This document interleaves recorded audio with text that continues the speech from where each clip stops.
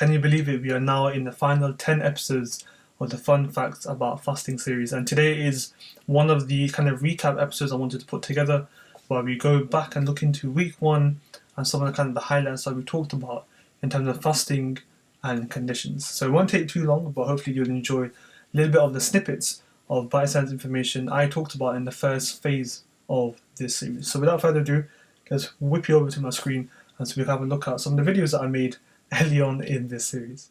So wow, it feels a little weird looking back at the video I first made in this series. You can probably hear the rain outside is still torrential, it's still quite bad. But hopefully the microphone hasn't picked it up because I can't tell yet. But in any case, first episode, fasting beyond food, and I really enjoyed making this first episode because it's something that I really am a big believer of, about using fasting not just for food and drink, but also actually looking at it from a wider point of view where indulgences that we have, events, habits that we have, things that we get overly addicted to, even like kind of social media use, as I mentioned in the video, and how fasting can train us to have more discipline to try and curb our indulgences, our events, and it gives us this notion of gratitude, which I think is really important. And I think one thing to mention about this episode where we talked about fasting from detoxing the physical self, but I think also fasting should be looked at how to detox our mind and the information. So our information diet is also very, very crucial, and fasting that, cleansing that is also really important. Moving on to episode 2, we talked about fasting and cancer.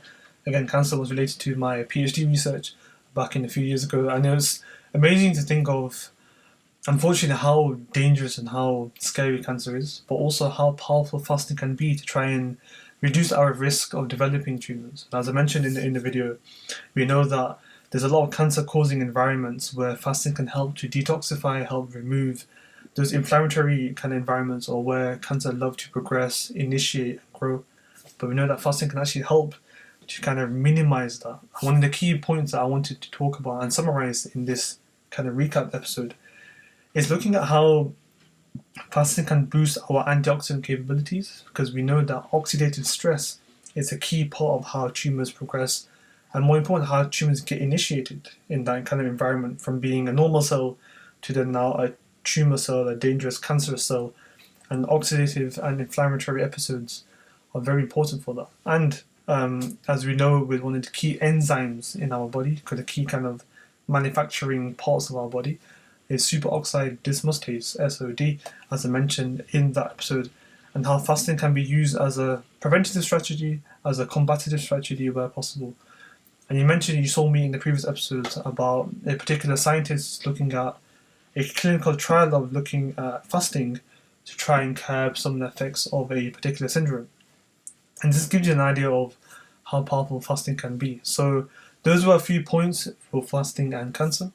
Now, episode 3, we looked at fasting and cardiovascular disease, and how we looked at, reducing blood pressure, preventing the fatty acid deposits that come around as because of insulin receptor dysfunction, and how fasting can have a 3-pronged attack against reducing the risk of developing cardiovascular disease, because you've got that notion of reducing blood pressure by having fatty acid metabolism. You've got the notion of improving insulin sensitivity to try to prevent that dysfunction that causes the build-up of atherosclerotic deposits and fatty acid deposits that build up into the blood vessel that can also cause damage to the blood vessel lining and that type of thing. And it's amazing to think of how, even though cardiovascular disease is a big mortality or a big cause of mortality around the world, fasting can actually directly affect key aspects of risk factors that develop the notion of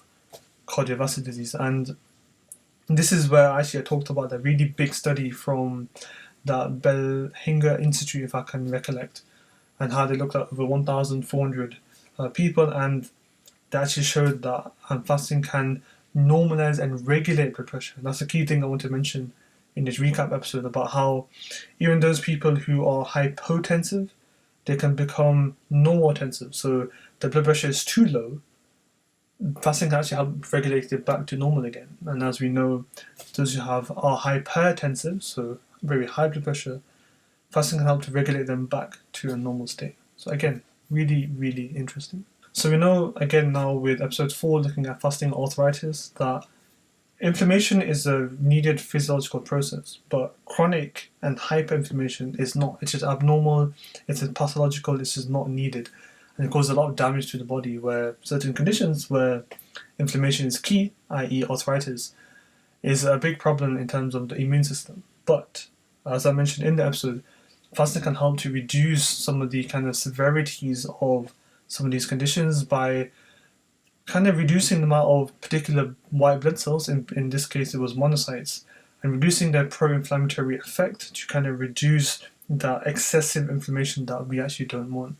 So again, with my research at the moment looking at respiratory pharmacology, I'm actually quite interested to see maybe how does fasting help in that sense. And one of the key parts that I mentioned in this episode was looking at how does fasting help to put some certain cells in what we call cell senescence, kind of like the dormant sleep phase, where they're not active but they're not dead, if that makes sense. And I was quite interested to see how fasting helps in that particular department. Fasting and diabetes in our 5th episode, very important how I talked about how there are different types of diabetes. We've got 1.5, type 1 diabetes, type 2 diabetes, type 3, late onset diabetes. But in particular, how I spoke about type 2 diabetes and how fasting is really pivotal in preventing the onset. Because as we know, somebody who has the condition, where it's potentially irreversible in some cases, we know fasting can be a detriment to them.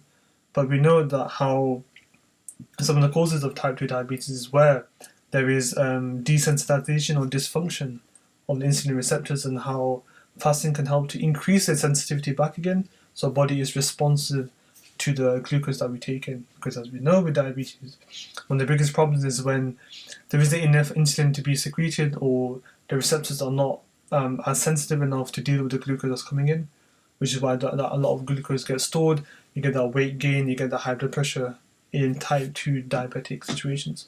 So I was very interested to see how a lot of research now is really looking at how to reverse type 2 diabetes by using fasting. So I enjoyed and very honoured to share some of the advices for fasting and diabetes.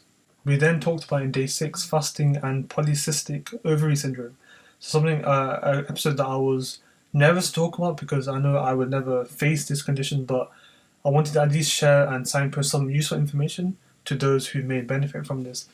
And we know that, it's similar to diabetes about that higher level of insulin, and how higher levels of insulin, if it's sustained for too long, can be a problem. And you get that resistance, which is very, very important. And how fasting in the early part of this condition was really pivotal, and how I wanted to share that information, as well as the links about the certain research in this episode. So that was a little bit of a recap as to the first week of episodes that I spoke about in this series. So I hope you found them as a good reminder, a good kind of reflection again. And if you're new to the channel and new to the series, hope you enjoyed that little snippet. Do check out the earlier videos we found in the session. There are playlists on my channel, you can check them out. And if you don't want to watch the longer videos, I do have short Instagram reels on my Instagram page. Check me out over here, Instagram at Aamir.phd. I should know that already, right? So yeah, do follow me if you can on there, and do subscribe to the channel here, so you can help me out here and hopefully help me to grow, so I can make more and more videos like these and more series like this, so you can enjoy, learn from, benefit, and have something useful to watch, potentially. But in any case, I shall see you for the next episode. Take care.